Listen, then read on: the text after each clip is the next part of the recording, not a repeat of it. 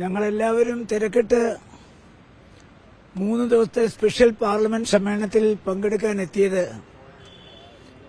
വനിതാ സംവരണത്തിന്റെ പേരിലും സ്ത്രീ ശാക്തീകരണത്തിന്റെ പേരിലും ബിജെപിയുടെ ഒരു ഹിഡൻ അജണ്ട നടപ്പിലാക്കാൻ വേണ്ടിയിട്ടാണ് ഈ പാർലമെന്റ് സമ്മേളനം വിളിച്ചിരിക്കുന്നത്.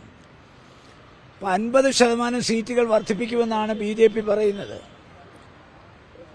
നമുക്കറിയാം, അതിമനോഹരമായ പഴയ പാർലമെന്റ് മന്ദിരത്തിന് പകരമായി പുതിയ പാർലമെന്റ് മന്ദിരം പണിയുമ്പോൾ തന്നെ അതിനകത്ത് 888 സീറ്റുകൾ സജ്ജീകരിച്ചിരുന്നു.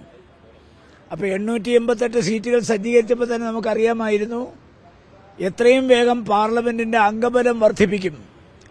കാരണം ഇന്നത്തെ ഒരു രാഷ്ട്രീയ പശ്ചാത്തലത്തിൽ ഒരു കാരണവശാലും 2029 അധികാരത്തിലേക്ക് മടങ്ങി വരാൻ നരേന്ദ്രമോദിക്ക് ആകില്ല എന്ന ഉത്തമ ബോധ്യം അദ്ദേഹത്തിനുള്ളതുകൊണ്ട് കുറുക്കുവഴിയിലൂടെ അദ്ദേഹം പാർലമെന്റിന്റെ അംഗബലം വർദ്ധിപ്പിച്ച് അതിന്റെ അടിസ്ഥാനത്തിൽ വടക്കേ ഇന്ത്യൻ സംസ്ഥാനങ്ങളിൽ നിർണായകമായ ഭൂരിപക്ഷം നേടിയെടുത്ത് ഒരിക്കൽ കൂടി അധികാരത്തിൽ തുടരാനുള്ള ഒരു അഭ്യാസമാണ് അദ്ദേഹം നടത്തിക്കൊണ്ടിരിക്കുന്നത്.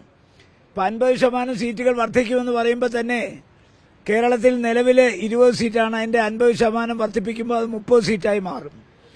ബീഹാറിലിപ്പോൾ 40 സീറ്റാണുള്ളത്. അത് 50% വർദ്ധിപ്പിക്കുമ്പോൾ 60 ആവും.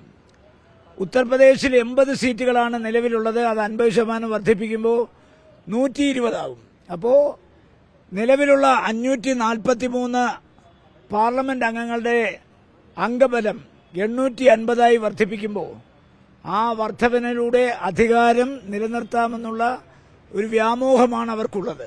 2023 ഈ ബില്ല് കൊണ്ടുവന്നപ്പോൾ തന്നെ കോൺഗ്രസ് ആവശ്യപ്പെട്ടതാണ് നിലവിലുള്ള 543 അംഗങ്ങളിൽ 33% സംവരണം സ്ത്രീകൾക്ക് കൊടുത്ത് അവരെ മാന്യമായി ശാക്തീകരിക്കണം എന്ന ആവശ്യം കോൺഗ്രസ് മുന്നോട്ട് വെച്ചതാണ്.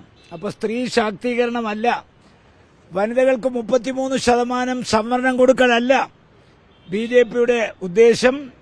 അവരെ സംബന്ധിച്ചിടത്തോളം അവർക്ക് 2029 അധികാരത്തിൽ കടിഞ്ഞു തൂങ്ങാനുള്ള ഒരു അഭ്യാസമായിട്ടാണ് ഈ ബില്ലിനെ അവർ കാണുന്നത്. ഇത് മണ്ഡല പുനർനിർണയമാണ്. ഇപ്പം GDPയുടെ ഗ്രോത്ത് വെച്ചാണെങ്കിൽ കേരളം 30%, പക്ഷേ ജനസംഖ്യയുടെ നോക്കുമ്പോൾ 20% കുറഞ്ഞിരിക്കുന്നു. അപ്പോൾ തെക്കേ ഇന്ത്യൻ സംസ്ഥാനങ്ങളിലൊക്കെ ജനസംഖ്യയ്ക്ക് ആനുപാതികമായിട്ടാണ് പാർലമെന്റ് അംഗങ്ങൾ വർദ്ധിപ്പിക്കുന്നതെങ്കിൽ അത് കേരളത്തിലും തമിഴ്നാട്ടിലും പോണ്ടിച്ചേരിയിലും ആന്ധ്രയിലും അതുപോലെ തന്നെ തെലങ്കാനയിലുമെല്ലാം ഈ അംഗങ്ങളുടെ എണ്ണം പരമാവധി കുറയുകയും വടക്കേ ഇന്ത്യൻ സംസ്ഥാനങ്ങളിൽ ഇതിന്റെ എണ്ണം കൂടുകയും ചെയ്യും. നമുക്കറിയാമല്ലോ, ലോകത്തിലെ ഏറ്റവും വലിയ ജനസംഖ്യയുള്ള രാജ്യം ചൈനയായിരുന്നു. ചൈനയെ കടത്തിവെട്ടി ജനസംഖ്യയിൽ 1-ാം സ്ഥാനത്ത് ഇന്ത്യ എത്തുമെന്ന് കണ്ടപ്പോഴാണ് നമ്മൾ കുടുംബാസൂത്രണം കൊണ്ടുവന്നത്. കുട്ടികൾ 3, പിന്നീട് 2 മാറി, പിന്നീട് ആണായാലും പെണ്ണായാലും 1 മതി എന്ന് തീരുമാനമായി. ഇപ്പോൾ അത് നമ്മുടെ തെക്കേ ഇന്ത്യൻ സംസ്ഥാനങ്ങൾക്ക് ഒരു വിനയായി മാറുമെന്ന് നമ്മളാരും സ്വപ്നത്തിൽ പോലും വിചാരിച്ചിട്ടില്ല. അതുകൊണ്ട് 33% സംവരണം സ്ത്രീകൾക്ക് കൊടുക്കണം. അത് കൊടുത്തേ മതിയാകൂ. പക്ഷേ അത് പുനർനിർണയത്തിലൂടെയോ അല്ലെങ്കിൽ പുതിയ സെൻസസിലൂടെ ആകാൻ പാടില്ല. 543 അംഗങ്ങൾ ഇപ്പം നിലവിലുണ്ട്.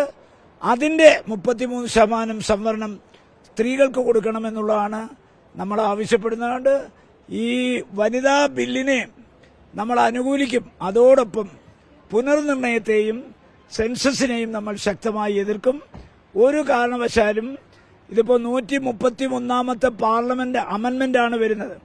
അപ്പോൾ ഭരണഘടന അമെന്റ് ചെയ്യാതെ ഒരിക്കലും ഈ ബില്ല് പാസ്സാക്കാൻ പറ്റില്ല. അപ്പോൾ 131ാം ഭരണഘടനാ അമെന്റ്മെന്റ് അതിനെ ശക്തിയുക്തം എതിർത്ത് വോട്ട് ചെയ്ത് അതിനെ പരാജയപ്പെടുത്തുമെന്നുള്ള കാര്യത്തിൽ ഒരു തർക്കവും വേണ്ട.